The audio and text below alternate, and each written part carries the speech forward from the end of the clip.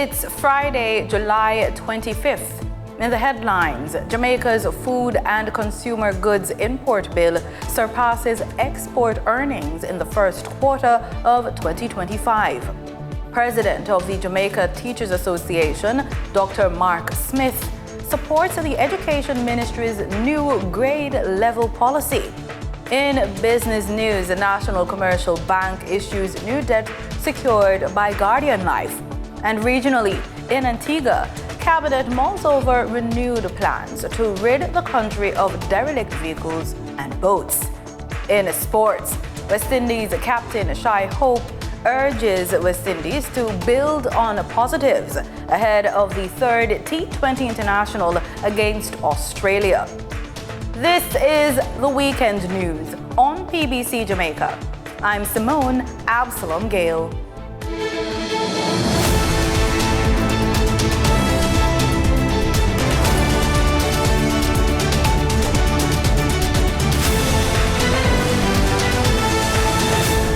Jamaica's food and consumer goods import bill reached $519.4 million in the first quarter of 2025.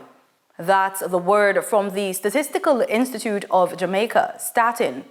According to the agency, the data shows the country's import bill outpacing total merchandise exports, which stood at $485.2 million during the same period. The figures highlight a persistent trade imbalance, with Statin revealing that Jamaica spent approximately $3.90 on imports for every $1 earned from exports. This growing reliance on imported goods, especially in the food and consumer sectors, has raised concerns about the long-term sustainability of the trade deficit and its potential impact on the national economy. Starting this September, students will no longer be automatically promoted to the next grade level, regardless of their academic performance. The policy change was announced by Dr. Adrian Stokes, chairman of the Education Transformation Oversight Committee, during a press conference at Jamaica House on Wednesday. Students who are not at the requisite level will be placed on a pathway that allows them to remediate the learning challenges they are experiencing. Individual learning plans will be developed for these students to ensure proper targeting of learning challenges. Dr. Stokes notes that secondary schools continue to face difficulties when students transition from primary school without adequate academic preparation. To better support their development, these students will instead focus on 6 subjects in their first year of high school. The reduced subject load is intended to give educators the flexibility to concentrate on foundational skills, particularly literacy and numeracy.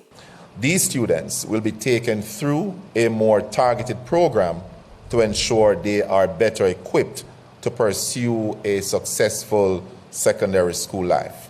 It's a very important development.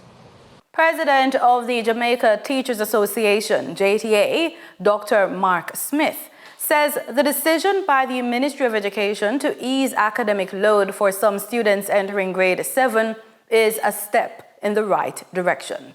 I've often articulated the need for us to focus with laser-like precision on literacy and numeracy, particularly in schools, as the children come with great deficits in those two subjects. We have to understand that as far as the concepts of modern intelligence is, literacy and numeracy are the building blocks of the whole construct of modern intelligence. And so we have to understand that providing this greater wiggle room or flexibility is a good move in the right direction. Under the new policy, students who are identified as struggling will now be allowed to take on only 6 subjects instead of the usual 10 or more. Speaking at a press conference at Jamaica House this week, Education Minister Dr. Dana Morris-Dixon said the move is one of many steps that the ministry intends to take to resolve the issues within the system. And so as a ministry, we are looking at changes to PEP. Now, these are not huge changes, but they're impactful changes. And we believe that it will also assist us in terms of getting to some of the outcomes that we want. And so in terms of literacy and numeracy, that's a big change for grade 6. We will be having a test of numeracy and literacy because PEP is not a test of numeracy and literacy. You cannot assume that a child that is not proficient in language arts is not literate. That's not what the language arts test is testing. And so we have to test specifically for literacy. And so we'll add some questions to the language arts paper at grade 6 just to test where we are with literacy across the country. The award-winning feature film, The Life Coach, a moving exploration of resilience, mental health, and the redemptive power of love, is set to make its debut today, July 25, at the Carib 5 Cinemas. The PBCJ's news team was invited to a private screening earlier this week at the headquarters of the Palace Cinemas to get some insight from Jamaican advocates of the arts. Written, directed, and produced by filmmaker Patricia Bebia, The Life Coach has earned widespread international acclaim, garnering 13 prestigious awards. Among its accolades are Best Film in all categories at the New York International Women Film Festival, Best Director for an inspirational film at the Director Talents Awards in London. I'm overjoyed that people are going to see this film and it's going to impact them, because this film is a message. It's a message for now. The film tells the story of Gary Johnson, a celebrated motivational speaker whose polished public persona hides a legacy of deep personal trauma. Life coach and motivational speaker Alex Ihama notes that men are often sidelined in incidents of abuse, and perpetrators are often victims themselves, especially men. When you go through abuse, you don't know this, you become an attraction for abuse. Women start to look for men that would beat them up. Men too start to look for women. Here's what members of the audience had to say about the movie. I think it's a very, very important film for everyone to see, especially in our country here in Jamaica, because the business of parenting and there's no lesson, there's no book on parenting, and that's what the essence of the story was, in the end, that parenting failed. We have to learn to parent, we have to learn to love ourselves and love each other, and this film gives a very clear picture. Everybody should see this film. The conversation about mental health is one that I think is necessary because everybody's dealing with trauma. Literally everybody are dealing with some kind of trauma. The challenge is that we don't have enough rooms or spaces to talk about it in a place where people feel comfortable talking about it. Glad to have the opportunity to witness the film today because it spoke to some very important issues. What are those important issues? Well, first of all, identity, because the real thing that the protagonist struggle with is who is he and why is he that way and what is he meant to do. So that kind of took us through the various stages as he tried to hide it from other people and then discovered it for himself and was able to share. Don't you think that's familiar as to how our society deals with mental health and the need for help? We tend to not talk about it, don't you think? Yeah, because as a society we tend to keep our true selves away from everybody else because we're afraid of what people will find, because sometimes we don't like ourselves. And you have to kind of go through and learn, and as he said, he had some people we could count on and who really were prepared to love him no matter what, and that's the real key. More than just a cinematic experience, The Life Coach also aims to give back. A portion of ticket sales from its Jamaican screenings will be donated to the Kiwanis Club of Kingston, supporting the organization's ongoing work to uplift children, youth, and families across the island. The Life Coach opens in local cinemas on July 25.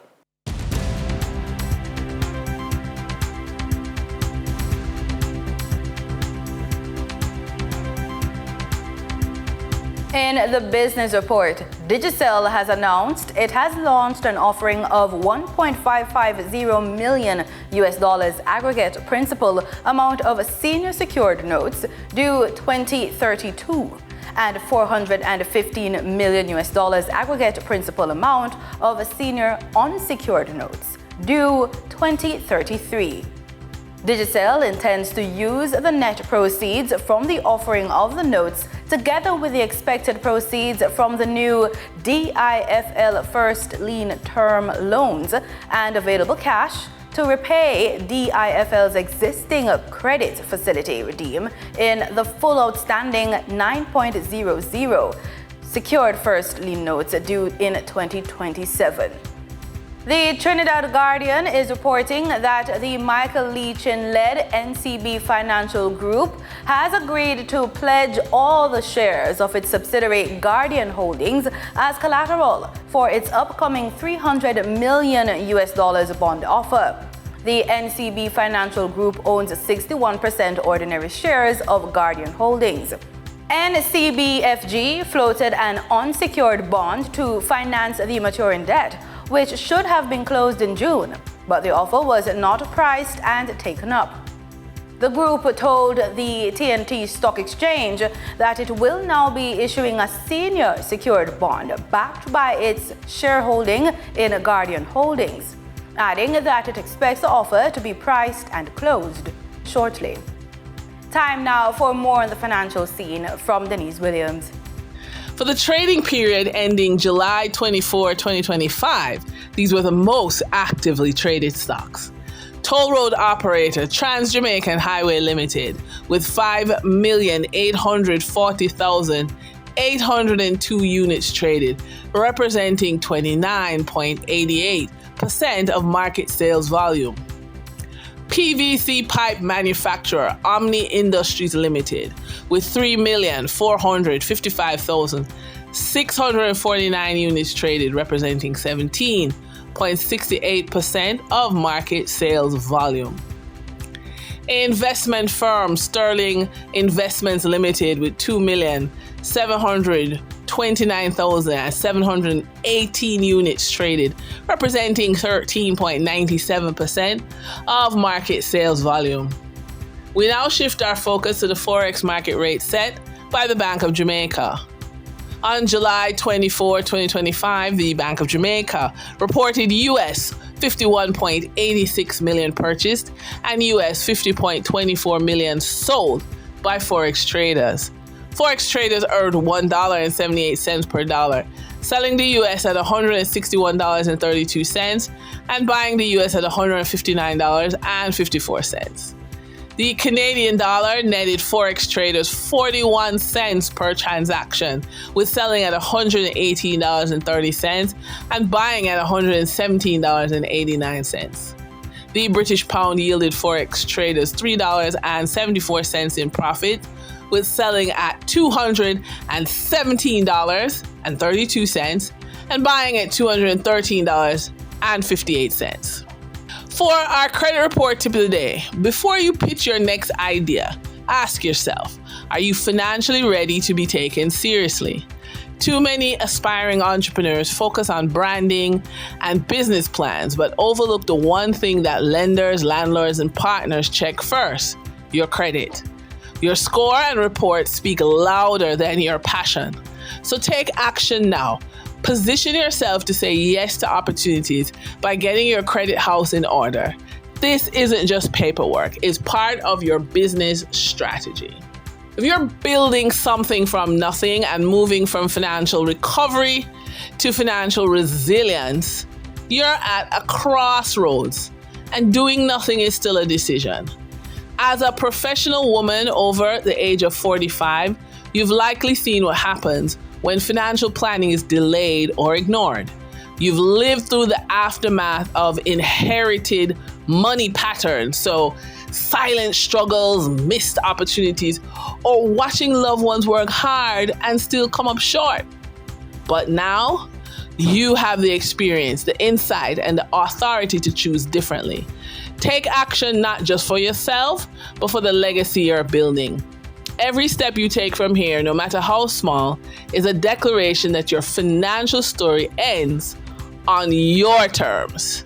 And that wraps up today's business report. I'm Denise Williams, reminding you that every financial decision is a step towards your future. Until next time, stay focused, stay informed, and keep striving for success. See you soon. In regional news, the Antiguan government is cracking down on derelict vehicles cluttering the nation's roadsides. Despite repeated warnings and markings, many of the abandoned cars remain untouched, some of them for years. Director General of Communication, Maurice Merchant, says enough is enough, as the unsightly vehicles pose health risks and environmental concerns. He says roadside mechanic work must also be brought under control, and stronger action is now being demanded by Cabinet to clear the clutter, starting with abandoned boats at fisheries complexes nationwide. ABS's Shanakisha Francis brings us the details. The government is intensifying efforts to rid the nation's roadsides of derelict vehicles, many of which have been left idle for months, even years. Director General of Communication Maurice Merchant says despite repeated markings and warnings, the cars remain. But there has been some tardiness on the part of officials to carry out these instructions. There has been markings and more markings and more markings over and over again of these derelict vehicles, and they remain there. So sometimes it appears as if it's part of the decor, the Christmas decorations or something, that we mark these derelict vehicles and then nothing happens after that. He says these derelict vehicles raise alarms because they attract rodents and create eyesores. Merchant also mentions that the side of the road is not an informal mechanic shop. The side of the roads cannot be a mechanic shop. Seek permission to construct or to have this trade practice in a safe and environmentally friendly area. Merchant says the Cabinet has now issued a clear directive. We are hoping that there will be some executive pressure on the divisions that are responsible, and they will proceed to achieve the goal that is required at this time. In addition, Cabinet has issued a directive for the immediate removal of all abandoned boats from the fisheries complexes across the country. Owners will be billed for removals where possible, and fines are expected to follow. Barbados is warning of a growing threat to its coastline and water supply. Prime Minister Mia Mottley says both sargassum buildup and natural erosion are putting pressure on the island's aquifers, raising concerns about the future of its drinking water. Speaking at a regional event, she underscored the urgent need for coastal protection, not just for Barbados, but for other small island states with vast ocean territories. More details to come in this report. One, from the erosion of sargassum, which is deadly on our eastern coast, but two, also from the natural erosion that is taking place as a result of agricultural runoff and other factors, and which, quite frankly, threaten what is our greatest concern, the stability of our water supply. Because if our aquifers are in fact polluted by salt water, then we will no longer be able to use those aquifers for the provision of drinking water for our people. So that coastal erosion has multiple negative consequences if we do not get on top of it. I say so because Barbados' land area is about 430 square kilometers. So that you begin to understand scale when we are protecting just 30%, and that 30% is the equivalent of 55,000 square kilometers. I am not the Prime Minister of St. Vincent and the Grenadines, but I believe my brother Ralph will allow me to say that his country too will benefit similarly, because while they too have limited land area, they are a massive ocean state just as we are. So these conversations, Mr. President, are not academic. They are real. In Trinidad and Tobago, the public weighed in as consultations continued on the proposed Stand Your Ground legislation. Homeland Security Minister Roger Alexander and legal advisor Gaines Sanrup responded to concerns about the right to defend one's home during violent invasions. The draft bill, introduced within the first 3 months of the new administration, seeks to strengthen legal protection for homeowners acting in self-defense.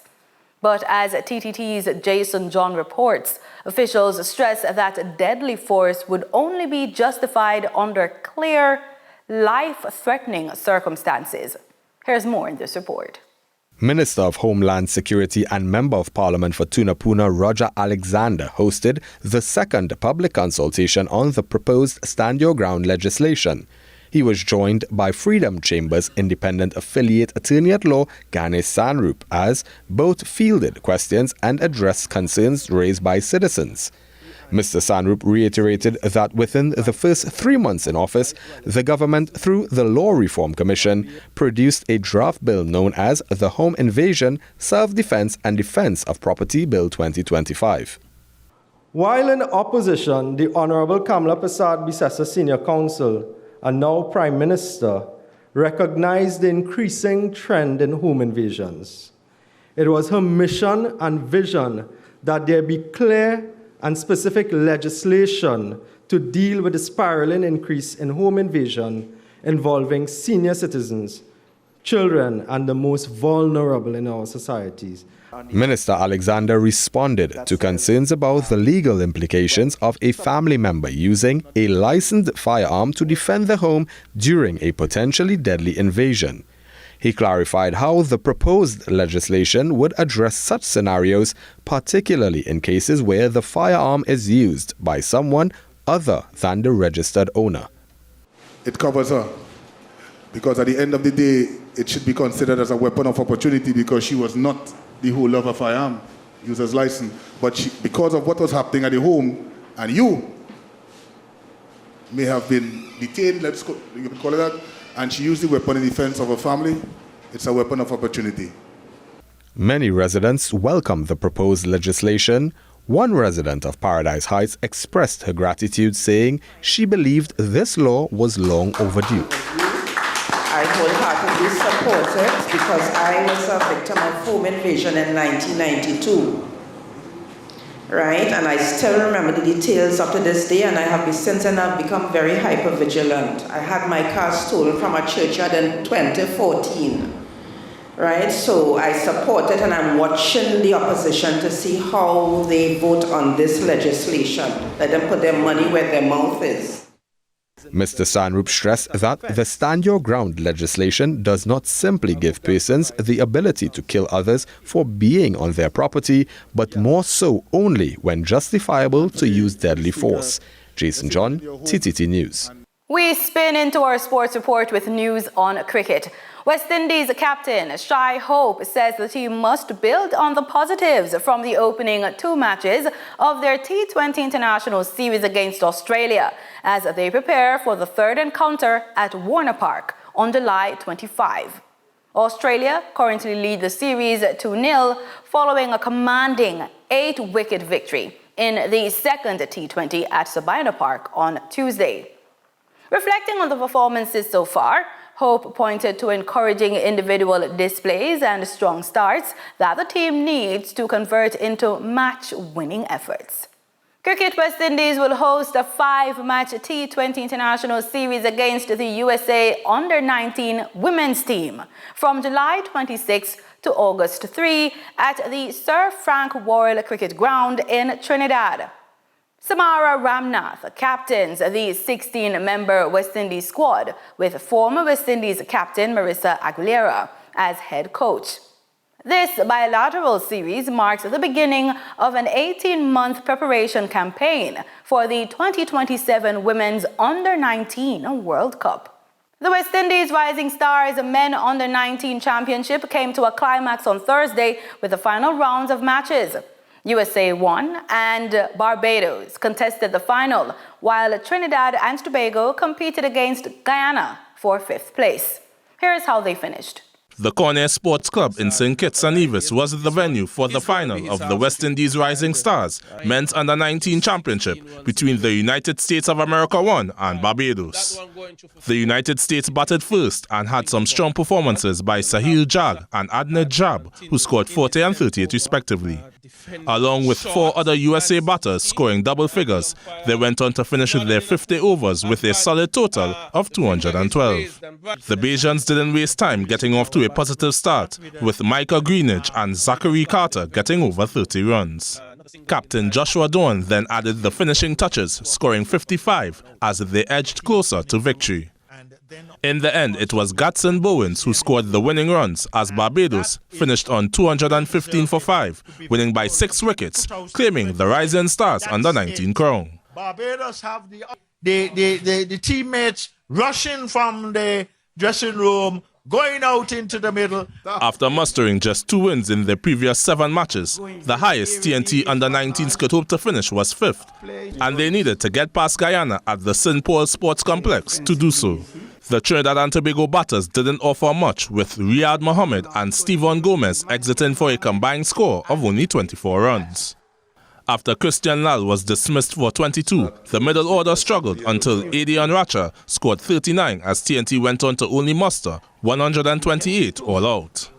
Guyana made light work of their chase, with Romeo Dionarine and Jonathan Van Lange scoring heavy totals of 52 and 44 respectively, taking them only 30.5 overs to reach their target.